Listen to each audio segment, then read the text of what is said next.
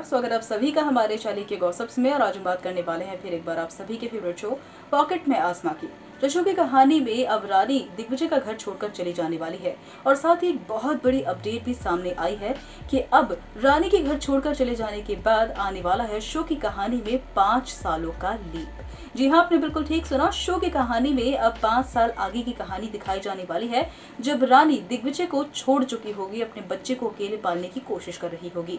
जहाँ 5 सालों के बाद जो रानी होगी वो अपनी बेटी के साथ होने वाली है। और दिग्विजय के अभी ठीक तरीके से इस बात को क्लेरिफाई नहीं किया गया है कि दिग्विजय के क्या हालात होने वाले हैं, लेकिन रानी की कहानी को थोड़ा ज़्यादा फोकस किया जाने वाला है 5 साल के जस्ट बाद की कहानी में।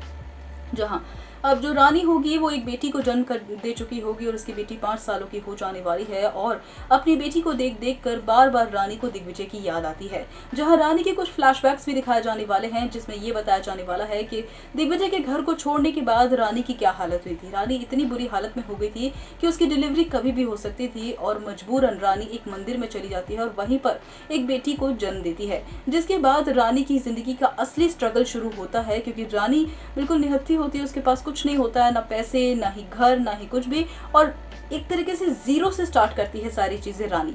अपनी बेटी को पालने के लिए रानी बहुत कड़ी मेहनत करती है और साथ ही अपनी पढ़ाई को भी उसने कंटिन्यू रखा था।